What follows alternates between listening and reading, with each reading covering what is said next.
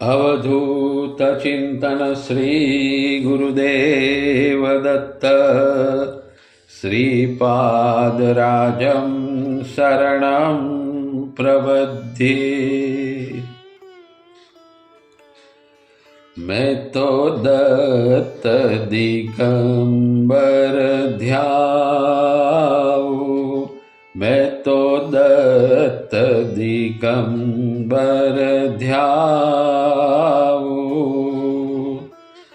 छन छन पल पल गुरु गुण गाऊं, छन छन पल पल गुरु गुण गाऊं। आवागमन मिटाऊं, मैं तो आवागमन मिटाऊं। मैं तो दत्त दिगंबर ध्याऊं, मैं तो दत्त दिगंबर ध्याऊं। लोग खीजे आत्म रीजे, लोग खीजे आत्म रीजे। आत्म खीजे कहाँ जाऊं, मैं तो आत्म खीजे कहाँ जाऊं। मैं तो दत्त दिगंबर ध्याऊं, मैं तो दत्त दिगंबर ध्याऊं। रंग रंग के लोग लुगाई, रंग रंग के लोग लुगाई। कहाँ कहाँ मन भटकाऊं, मैं तो कहाँ कहाँ मन भटकाऊं। मैं तो दत्त दिगंबर ध्याऊं, मैं तो दत्त दिगंबर ध्याऊं। દત્ત ભગવાનનો 7 વર્ષ સુધી માણગાંવમાં નિવાસ. શાસ્ત્રી બુવાને રમા માતાએ નરસોબાવાડી એટલે કે નૃસિંહવાડી જવા અનુજ્ઞા આપ્યા પછી શાસ્ત્રી બુવા ઘણીવાર નૃસિંહવાડીની યાત્રાએ જઈ આવ્યા. તેમની ભક્તિથી દત્ત ભગવાન સંતુષ્ટ હતા. 24મા વર્ષે તેઓ જ્યારે નૃસિંહની યાત્રાએ ગયા ત્યારે દત્ત ભગવાન પ્રગટ થઈને શાસ્ત્રી બુવાને આ પ્રમાણે કહે છે, હે ભક્ત, તારી શુદ્ધ ભક્તિ જોઈને મને મારે 7 વર્ષ સુધી માણગાંવમાં તારી સાથે નિવાસ કરી લીલા કરવી છે. માટે સત્વર માણગાંવમાં જઈને મંદિર બાંધ. રસ્તે જતાં મારી મૂર્તિ તમને અનાયાસે પ્રાપ્ત થશે. તે માટે પૈસા એક ભક્ત આપશે. તે પૈસા તે મૂર્તિકારને આપશો. આટલું કહીને દત્ત ભગવાન અંતર ધ્યાન થયા. શાસ્ત્રી બુવાને આ યાત્રામાં સંન્યાસ લેવો હતો. તે પ્રમાણે તેમણે મૌની સ્વામીને પણ વાત કરી હતી. મૌની સ્વામીએ કહ્યું કે હજુ ઘણા લોક કલ્યાણના કામો તમારા દ્વારા ભગવાન કરાવવાના છે. આ પછી તરત જ દત્ત ભગવાને માણગાંવમાં આવીને 7 વર્ષ લીલા કરવાની વાત કહી. આથી શાસ્ત્રી બુવાની સંન્યાસની વાત મનમાં જ રહી ગઈ. જ્યાં સ્વયં ભગવાન ભક્તનો મહિમા વધારવા ઈચ્છે છે ત્યારે ભક્તનું કશું ચાલતું નથી. ભગવાનનો મહિમા પણ વાસ્તવિક રીતે સાચા ભક્ત દ્વારા જ ફેલાય છે. નૃસિંહવાડીથી પાછા ફરતા શાસ્ત્રી બુવા કોલ્હાપુર થઈને પાછા વળે છે. મહાલક્ષ્મી માતાના દર્શન કરી ડાગલ ગામ તરફ પ્રયાણ કરે છે. કાગલ ગામના મુખ્ય બજારમાં થઈને શાસ્ત્રી બુવા પસાર થતા હતા. ત્યાં જ તેમની નજર એક મૂર્તિકાર પર પડી. તે મૂર્તિકાર શાસ્ત્રી બુવાની રાહ જોતો હતો. તેને દત્ત ભગવાને તે પ્રમાણે દ્રષ્ટાંત આપ્યું હતું. મૂર્તિકારે શાસ્ત્રી બુવાને પ્રાર્થના કરતાં કહ્યું, આપ કહો તેવી મૂર્તિ હું આપને બનાવી આપીશ. આપ તેની વિગત મને આપો. પૈસાની કોઈ ચિંતા કરશો નહીં, જ્યારે મળે ત્યારે આપજો. દેવ દ્રષ્ટાંત થતાં મૂર્તિકારનો ભાવ જોઈ શાસ્ત્રી બુવા કાગળ ગામમાં જ રોકાઈ ગયા. મૂર્તિકારે 8 દિવસમાં મૂર્તિ બનાવી આપી. આ દત્ત મૂર્તિ દ્વિભુજ, વરદ અને અભય મુદ્રાવાળી 7 આંગળ ઊંચી તથા સિંહાસન પર આરૂઢ એવી સુંદર બનાવી. સ્વામી મહારાજે પોતાની પાસેનો 1 રૂપિયો તે મૂર્તિકારને આપ્યો. આગળ જતા શાસ્ત્રી બુવાને એક ભક્ત મળ્યો તથા તેણે શાસ્ત્રી બુવાને વિનંતી કરી કે આપ જે મૂર્તિ લાવ્યા છો તે માટે આ 25 રૂપિયા મૂર્તિકારને આપશો. શાસ્ત્રી બુવાએ તે પૈસા મૂર્તિકારને આપ્યા. શાસ્ત્રી બુવા મૂર્તિ લઈ માણગાંવ પાછા આવ્યા. દત્ત મૂર્તિને પ્રથમ તો શાસ્ત્રી બુવાએ પોતાના પૂજા ઘરમાં સ્થાન આપ્યું. રમા માતાની ઈચ્છા ઘરમાં જ મૂર્તિ સ્થાપવાની હતી, પરંતુ દત્ત ભગવાનની ઈચ્છા કાંઈ જુદી જ હતી. હાલમાં જે સ્થળે દત્ત મંદિર છે તે જગ્યા મંદિર માટે યોગ્ય છે તેમ શાસ્ત્રી બુવાને લાગ્યું, પરંતુ તે જગ્યા બીજાની હતી. આથી તેમની ઈચ્છા મનમાં જ રહી. તે જમીનના માલિકનું મૃત્યુ થયું. તેની પત્નીને સ્વપ્નમાં એક બ્રાહ્મણ રોજ કહેતો, તમે તમારી જમીન બ્રાહ્મણને દાનમાં આપો. આવું સ્વપ્ન તે સ્ત્રીને 3 દિવસ આવ્યું. તે સ્ત્રીને ખબર ન પડી કે કઈ જમીન દાનમાં આપવી, કોને દાનમાં આપવી. સ્વપ્નનો અર્થ પૂછતા તે સ્ત્રી રમા માતા પાસે આવી. રમા માતાએ તે સ્ત્રીને જણાવ્યું કે યક્ષિણી મંદિરની પશ્ચિમમાં આવેલી જગ્યા મારા વાસુદેવને મંદિર બનાવવા માટે જોઈએ છે. તે જગ્યા તું મંદિર બાંધવા માટે દાનમાં આપ.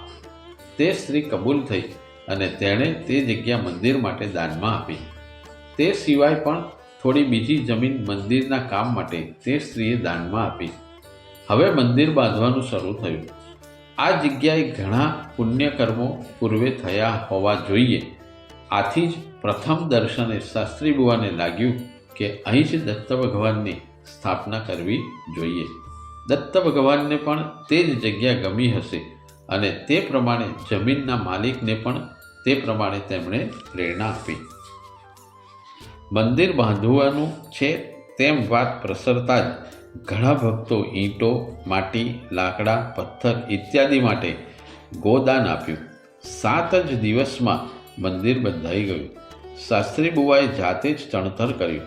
ગર્ભગૃહ પણ સ્વામી મહારાજે જાતે બાંધ્યું. મંદિરમાં આવનાર ભક્તોને સ્નાન કરવા માટે કૂવો બાંધવા માટે પણ દ્રષ્ટાંત થતાં મંદિરની પૂર્વ દિશામાં કૂવો પણ ખોદવામાં આવ્યો. વૈશાખ વદ પાંચમના શુભ મુહૂર્ત પર શક 1805 એટલે કે ઈસવીસન 1883માં દત્ત મૂર્તિની પ્રતિષ્ઠા કરવામાં આવી. માણગાંવનો નિત્યક્રમ. માણગાંવમાં સ્વામી મહારાજે જાતે દત્ત મંદિર 7 દિવસમાં બાંધ્યું તથા કૂવો ખોદતા બીજા 3 દિવસ લાગ્યા. ભગવાને તેમને તે વિશે કહ્યું હતું. વૈશાખ વદ પાંચમના દિવસે મૂર્તિ સ્થાપના કરવામાં આવી. તે દિવસથી દત્ત ભગવાને માણગાંવમાં 7 વર્ષ માટે વાસ્તવ્ય કર્યું. દત્ત ભગવાનના નિવાસને લીધે માણગાંવની ખ્યાતિ ચારે દિશાએ ફેલાઈ. શાસ્ત્રી બુવાએ કડક નિયમપૂર્વક અનુષ્ઠાન ચાલુ રાખ્યું. શાસ્ત્રી બુવાએ જાતે મંદિરમાં જ નિવાસ શરૂ કર્યો. બપોરે ભગવાનને થાળ ધરાવી જમવા પૂરતા જ ઘરે જતા.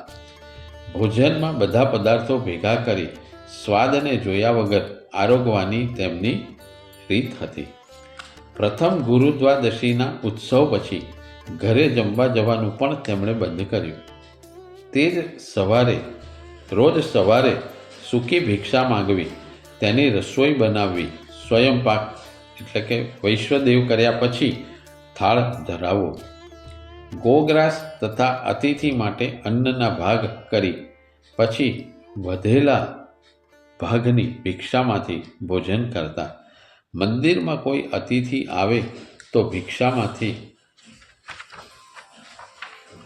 તેનો ભાગ પ્રથમ અલગ કાઢતા અને પછી પોતે વધેલો ભાગ પોતાને માટે રાખતા. રસોઈ બનાવવા બળતણ પણ તેઓ જાતે જ વીણીને લાવતા. દર શનિવારે સાંજે ધૂપ આરતી થયા પછી ઘણી આરતીઓ બોલવામાં આવતી.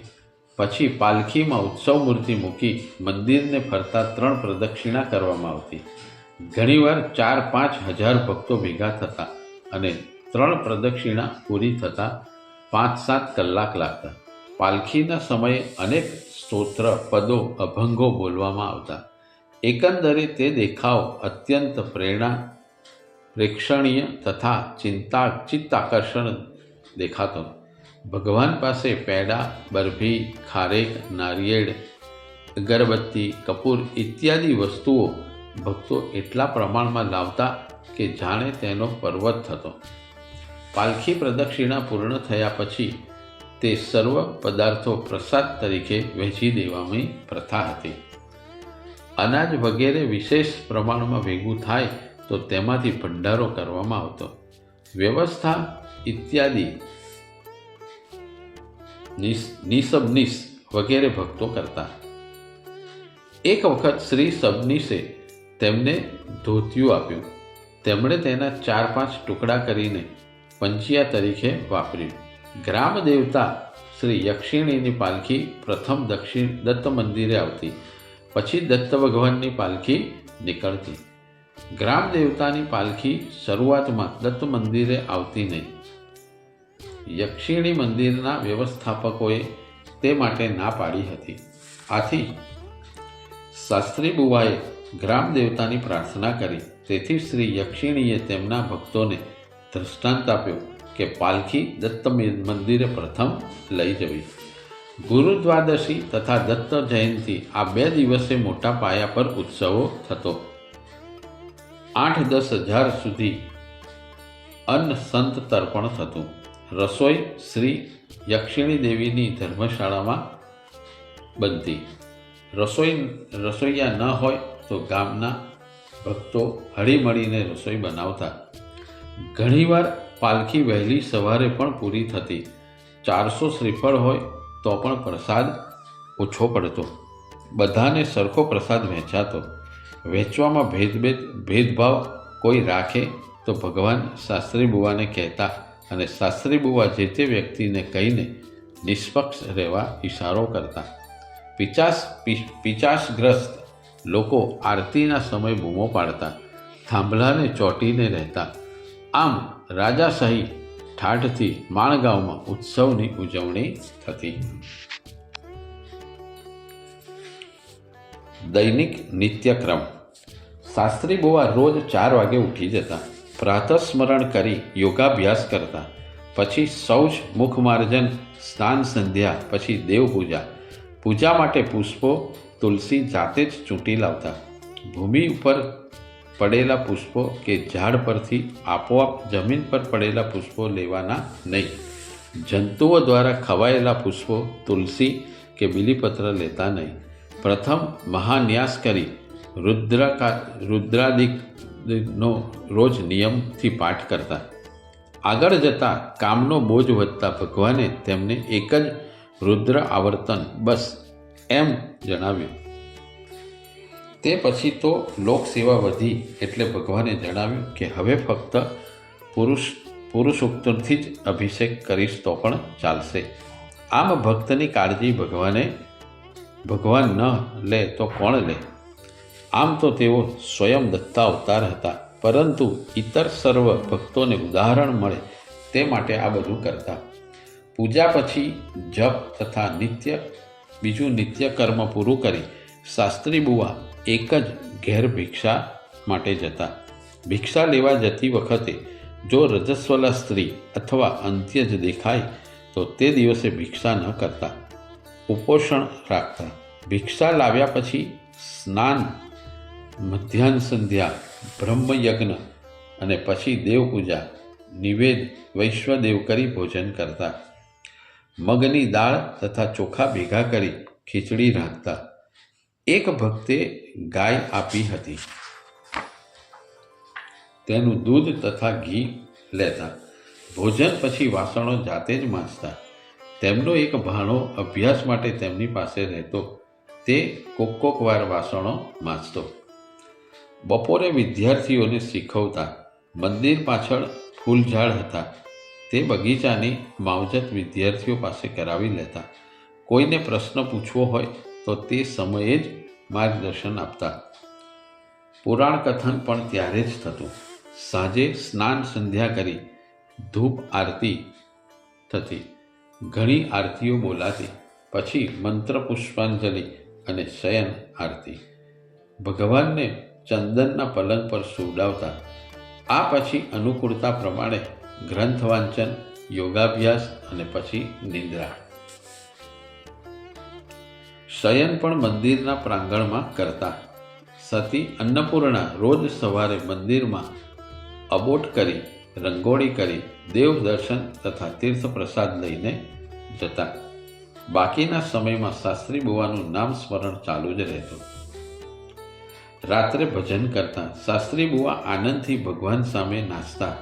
રોજ નવું યજ્ઞોપવિત ભગવાનને અર્પણ કરવું તેવો નિયમ લીધો અને 1 વર્ષ સુધી તે નિયમ પાળ્યો. એક વખત ગુરુ દ્વાદશીનો ઉત્સવ હતો. લોકોએ મંદિર નજીક ગંદકી કરી હતી. આથી શાસ્ત્રી બુવા ભક્તોને વઢ્યા. દત્ત પ્રભુએ કહ્યું, કેટલું મોટેથી બોલે છે, આટલું બોલવું સારું નહીં.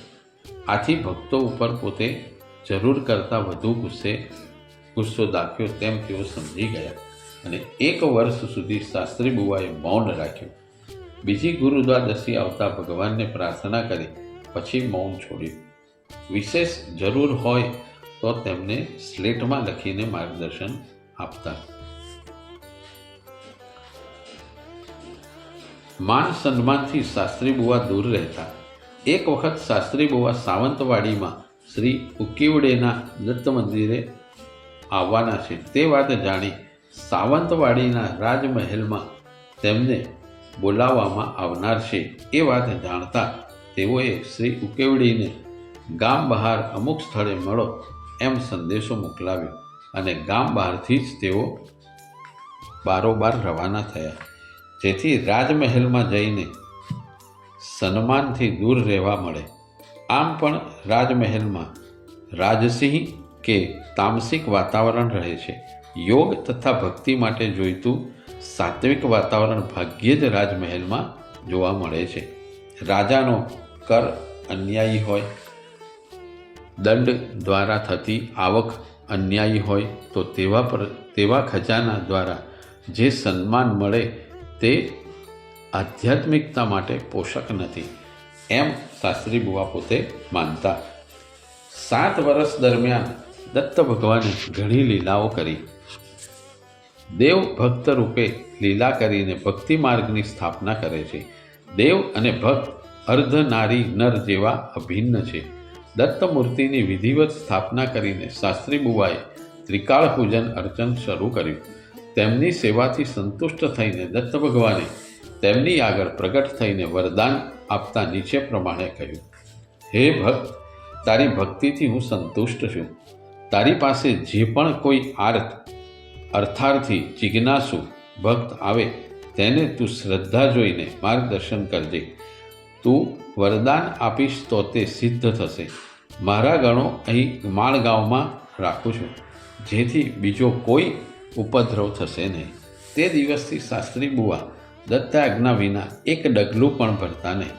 માળગાંવની શોભા દિન પ્રતિદિન વધતી ગઈ અને વૈકુંઠ સમી દેખાવા લાગી. શનિવારે હજારો લોકો એકઠા થતા અને યાત્રા ભરાતી. સંકટગ્રસ્ત લોકોને માર્ગદર્શન કરી શાસ્ત્રી બુવા તેમને સંકટ મુક્ત કરતા. તેમના બંધુઓ હરિભટ્ટ તથા સીતારામ ભટ્ટ સર્વ યાત્રાળુઓની વ્યવસ્થા કરતા. મૂર્તિ સ્થાપના પછી શાસ્ત્રી બુવા હવે મંદિરમાં જ નિવાસ કરતા હતા. બપોરે ફક્ત જમવા પૂરતું જ ઘેર જતા. મંદિર સામે એક ઔદુંબર વૃક્ષ આપોઆપ ઉગ્યું હતું. તેની આજુબાજુ ચોતરો બનાવીને ત્યાં દત્ત પાદુકાની સ્થાપના કરવામાં આવી. અહીં પણ નિત્ય પૂજા થતી. પ્રથમ ગુરુ દ્વાદશીના ઉત્સવ દરમિયાન ભગવાનને પૂરણપોળીનો નિવેદ ધરાવતી વખતે પૂરણ ગળામાં અટકે તો જેવો ત્રાસ થાય તેમ શાસ્ત્રી બુવાને થયો. બધા ભક્તોએ ભગવાનની પ્રાર્થના કરતા તે ત્રાસ ઓછો થયો. પૂરણમાં ઘી નહોતું, આથી ભગવાનને આ સંકટ ઊભું કર્યું હતું. યથા દેહે તથા દેવે, એ ન્યાયે ભક્તે પોતાના ભોજનમાં જેવી કાળજી લેવી જોઈએ તે જ પ્રમાણે ભગવાનને થાળ ધરાવવામાં કાળજી લેવી જોઈએ. ભોજનમાં પાત્રો ચોખ્ખા હોવા જોઈએ, રસોઈ સ્વાદિષ્ટ હોવી, ભાવથી દેવને જમાડવા, પાણીનું પાત્ર હોવું ઇત્યાદિ બાબતોનો ભક્તે ખ્યાલ રાખવો જોઈએ. એક દિવસ કોક ભક્ત મંદિરમાં સુરણ ભેટ આપ્યું. તેનું શાક બનાવીને ધરાવવામાં આવ્યું. બાળકોને તેનો પ્રસાદ આપવામાં આવતા તે સુરણથી ગળામાં ખંજવાળ થવા લાગી. તે વિગત જાણીને શાસ્ત્રી બુવાને ઘણું દુઃખ થયું. છતાં તેવું ખરાબ સુરણ દેવને ધરાવ્યું તો પોતે પણ આરોગવું જોઈએ એમ માની બાકી વધેલું બધું જ સુરણ પોતે ખાઈ ગયા. તે બીજા કોઈને ન આપ્યું. તેનાથી તેમને ગળામાં સોજો આવ્યો તથા ખંજવાળથી ખૂબ ત્રાસ થયો. પરંતુ દેવને ઉત્તરતી કક્ષાની વસ્તુ અર્પણ કરી તો દેહને પણ તે જ વસ્તુ અર્પણ કરી. યથા દેહે તથા દેહે, આ સિદ્ધાંત પાડી બતાવ્યો. એક વખત કેળા તથા દૂધની વાનગી મરાઠીમાં જેને શિકર્ણ કહે છે તેનો નિવેદ ધરાવી ભગવાન નારિયેળની કાચલી એમ 2 વાર બોલ્યા. શાસ્ત્રી બુવાએ ભક્તોને આ પ્રસંગે કહેતા ભક્તોએ મોટા વાસણમાં ઉપરથી તપાસ કરતા તે નથી તેમ જણાવ્યું. બીજી વાર પણ ભોગ ધરાવતી વખતે ભગવાને નારિયેળની કાચલી એમ કહ્યું. છેવટે મોટા વાસણમાંથી બીજા વાસણમાં તે શિકરણી કાઢવામાં આવ્યું તો તેમાં નારિયેળની કાચલીઓના ટુકડા નીકળ્યા. ભક્તોએ થાળ ધરાવતી વખતે આવી અને આટલી ચોકસાઈ રાખવી જોઈએ. મનુષ્ય પોતાને માટે ભોજન અંગે જેવી અને જેટલી કાળજી લે તેવી અને તેટલી કાળજી ભગવાનને થાળ ધરાવતી વખતે લેવી જોઈએ. જેઓ અતિ ભાવથી દેવની ઉપાસના કરે છે તેવા ભક્તોને ભગવાન ડગલે ને પગલે આવા અનેક પરચાઓ આપે છે. ભક્ત દેવનો નિત્ય વાસ સાનિધ્ય પોતે માણે છે. સંદેશાઓ સૂચન દેવ ભક્તને આપે તેવી આત્મીયતા ભક્તે કેળવવાની જરૂર છે.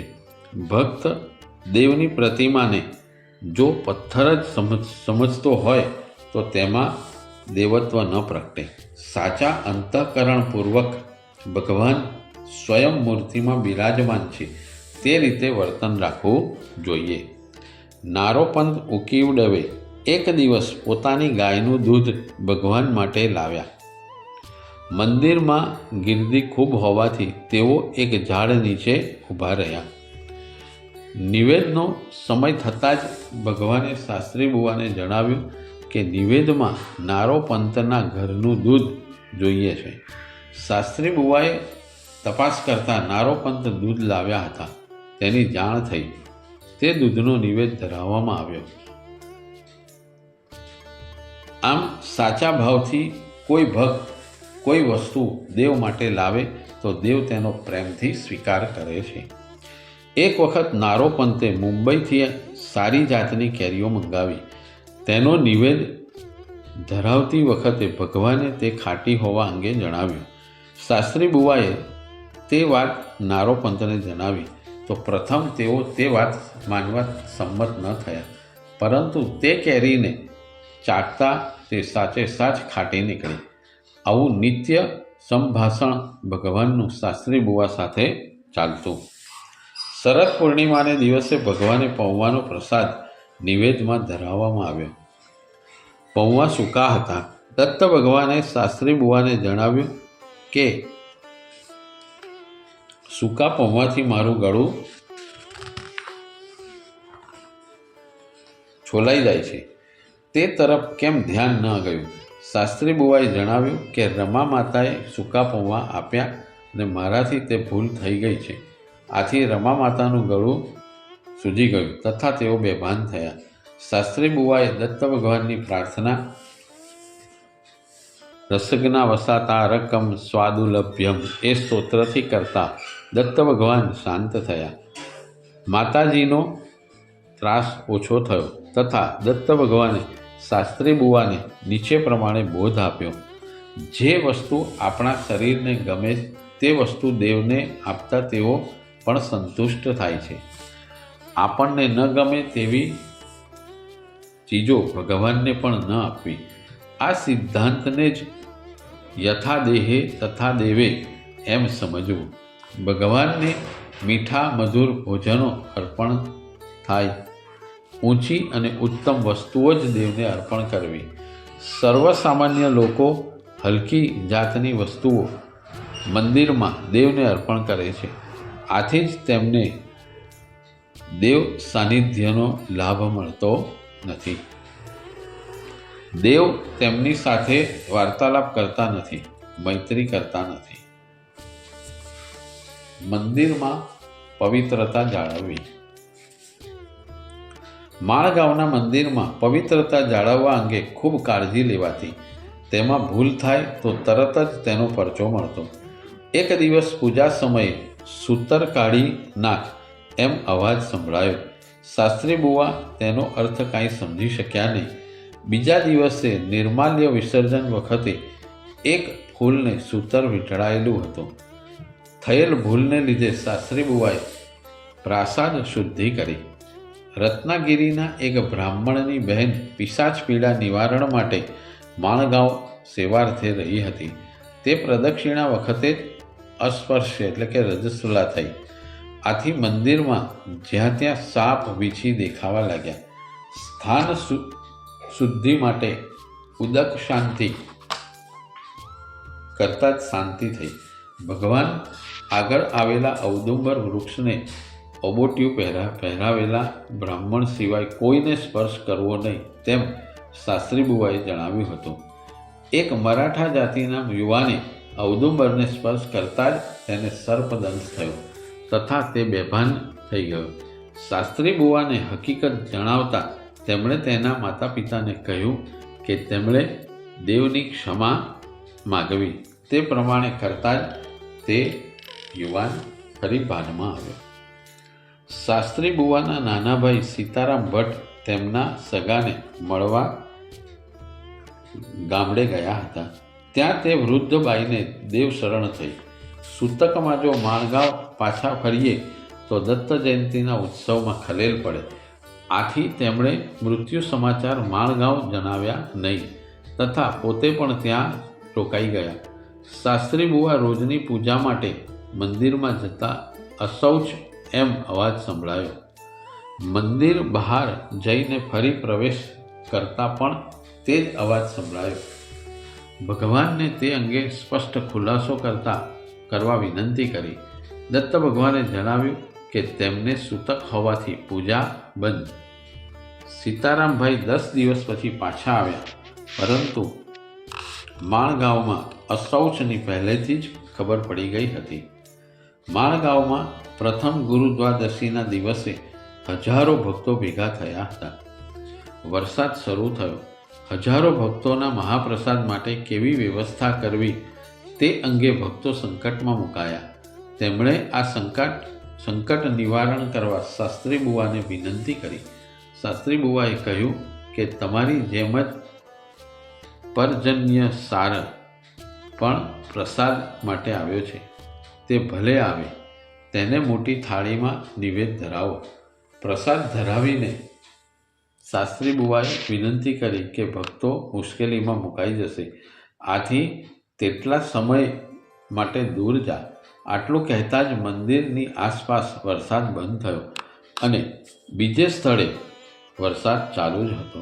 બધાએ મહાપ્રસાદ લીધા પછી વરસાદ ચાલુ થયો. અવધૂત ચિંતન શ્રી ગુરુદેવ દત્ત શ્રીપાદરાજમ શરણં પ્રબધ્યે.